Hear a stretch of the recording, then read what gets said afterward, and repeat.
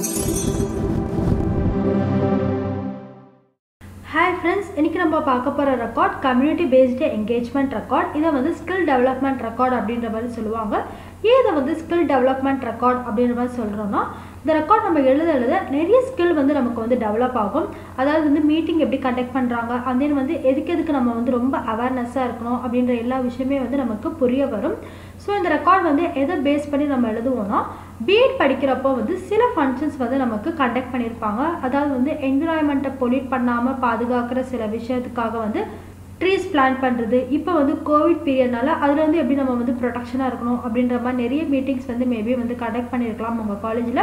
So அந்த meetings எல்லாமே வந்து எப்போ நடந்துச்சு, அந்த மீட்டிங்லேருந்து நீங்கள் என்னென்ன கற்றுக்கிட்டீங்க, அங்கே வந்து யார் சீஃப் கெஸ்ட்டாக வந்தாங்க, அவங்க என்னென்ன ஸ்பீச்செல்லாம் வந்து உங்களுக்கு கொடுத்தாங்க, அண்ட் தென் வந்து அது மூலிமா நீங்கள் என்னெல்லாம் புரிஞ்சுக்கிட்டீங்க அப்படின்ற எல்லா விஷயமே வந்து நீங்கள் அனலைஸ் பண்ணி எழுதுறீங்க.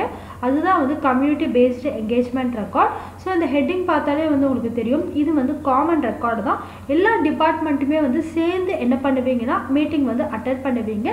ஸோ கம்யூனிட்டி வைஸ் வந்து நீங்கள் அட்டென்ட் பண்ணுறப்போ எல்லாருமே வந்து என்கேஜ் பண்ணி ஆக்சுவலாக வந்து அதை நீங்கள் எழுதுறதுனால இதை வந்து கம்யூனிட்டி பேஸ்டு என்கேஜ்மெண்ட் ரெக்கார்ட் அப்படின்ற மாதிரி வந்து மென்ஷன் பண்ணுறாங்க. இந்த ரெக்கார்ட் பொறுத்த வரைக்கும் என்ன டைப் ஆஃப் கொஸ்டின்ஸ்லாம் கேட்பாங்கன்னா, உங்கள் காலேஜில் வந்து என்னென்ன ஃபங்க்ஷன்ஸ் கண்டக்ட் பண்ணாங்க, அதுக்கு யார் சீஃப் கெஸ்ட்டாக வந்தாங்க, அவங்க வந்து என்னென்ன ஸ்பீச் கொடுத்தாங்க, அண்ட் தென் இதிலேருந்து நீங்கள் என்னென்ன தெரிஞ்சுக்கிட்டீங்க, எத்தனை டேஸ் ஆக்சுவலாக வந்து உங்களுக்கு இந்த ப்ரோக்ராம்ஸ்லாம் நடந்துச்சு அப்படின்ற எல்லா விஷயமே வந்து கேட்கலாம். ஸோ அதுக்கு நீங்கள் ப்ரிப்பேர்டாக இருந்தாலே வந்து போதும். அதை தவிர்த்து வந்து வேறு எந்த கொஸ்டின்ஸுமே வந்து இந்த ரெக்கார்ட்லேருந்து மோஸ்ட்லி கேட்க மாட்டாங்க. அது போக வந்து நீங்கள் அந்த மீட்டிங் அப்போ சில ஃபோட்டோஸ்லாம் எடுத்திருப்பீங்க. அந்த ஃபோட்டோஸ் எல்லாமே வந்து நீங்கள் பேஸ்ட் பண்ணி ஆக்சுவலாக வந்து இந்த ரெக்கார்ட் எழுதுகிற மாதிரி இருக்கும். இது தவிர்த்து வந்து வேறு எந்த டைப் ஆஃப் கொஸ்டின்ஸுமே வந்து இந்த ரெக்கார்டில் இருந்து அவங்களால கேட்க முடியாது.